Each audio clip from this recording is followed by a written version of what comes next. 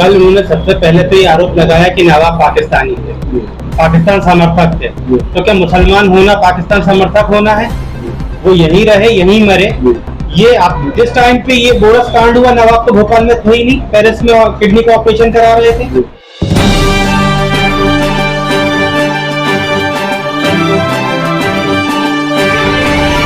नमस्कार, आप देख रहे हैं FT न्यूज और इस वक्त की सबसे बड़ी खबर। नमस्कार, FT न्यूज में आपका स्वागत है। मैं हूं आपके साथ नम्रता शर्मा। आइए नजर डालते हैं खबरों पर। भोपाल की विरासत के साथ अपशब्द बर्दाश्त नहीं करेंगे नेता मोहम्मद जाहिर।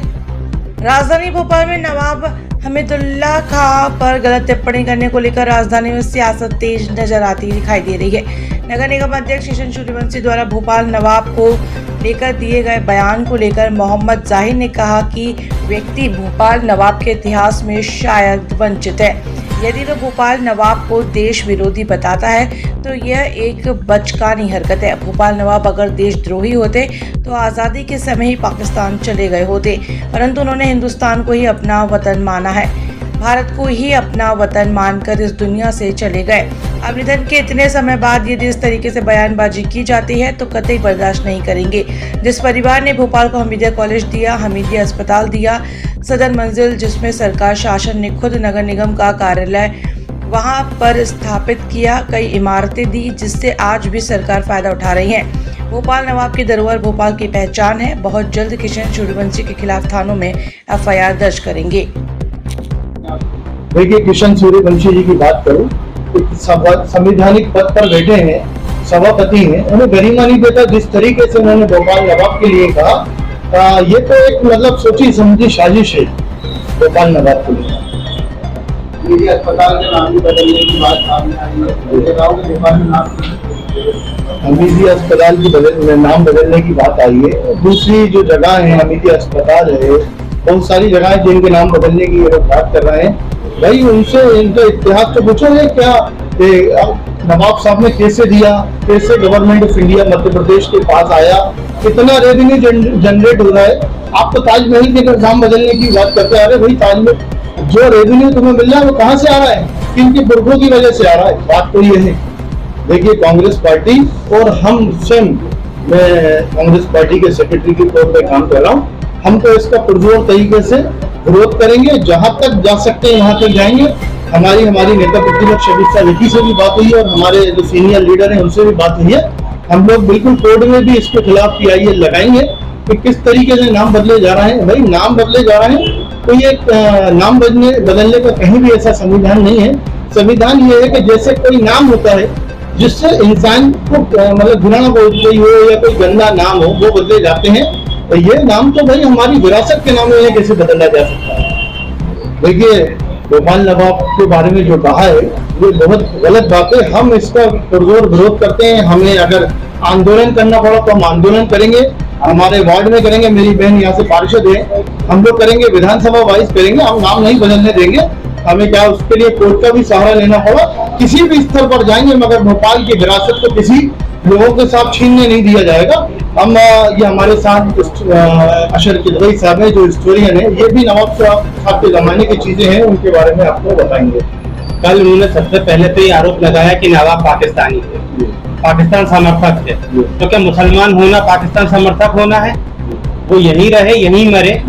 ये आपके सामने डॉक्यूमेंट है जो भारतीय राष्ट्रीय अभिलेखागार दिल्ली से मैंने निकलवाए थे। ये भोपाल का मर्जर एग्रीमेंट है, वो है एक्सेशन सर्टिफिकेट के। जब 15 अगस्त को ये क्लियर करना था कि आप हिंदुस्तान के साथ जाएंगे कि पाकिस्तान के साथ, तो 14 तारीख को रात को यहाँ पे लिखा हुआ है, 14 तारीख को रात को 8:15 पे नवाब साहब ने भोपाल को हिंदुस्तान के साथ जाने के लिए विलय के दस्तावेज पे साइन कर दिए थे और 16 तारीख को माउंटबेटन ने इस पे सिग्नेचर करके उसको एक्सेप्ट कर लिया। तो इससे पहली चीज तो यही क्लियर हो गई कि शुरुआत से ही हिंदुस्तान के साथ नवाब साहब जाना चाहते थे। इसके साथ जो बात उन्होंने करी बोरस के ऊपर कि बोरस कांड पे 6 लोगों को मरवा दिया, तो बोरस कांड कहीं से कहीं तक आजादी की लड़ाई में शामिल नहीं था। ये भारत सरकार का जो ये कानून है इससे पता चलता है, जिसमें उन्होंने ये बताया है कि आपको मिल जाएगा स्वतंत्रता संग्राम सेनानी जो थे उनको पेंशन निधि जो थी उसमें। तो इसमें साफ साफ लिखा गया है कि भारत भोपाल हिंदुस्तान में उन्हीं लोगों को स्वतंत्रता सेनानी माना जाएगा जो 15 अगस्त 1946 तक राजनीतिक कैदी रहे। यानी 46 के बाद भारत के अंदर, भोपाल के अंदर, मध्य प्रदेश के अंदर जो भी इवेंट्स हुए उसको स्वतंत्रता सेनानी या स्वतंत्रता संग्राम नहीं माना जाएगा। ये मध्य प्रदेश सरकार का गजट है, ये आपको नेट पे मिलेगा।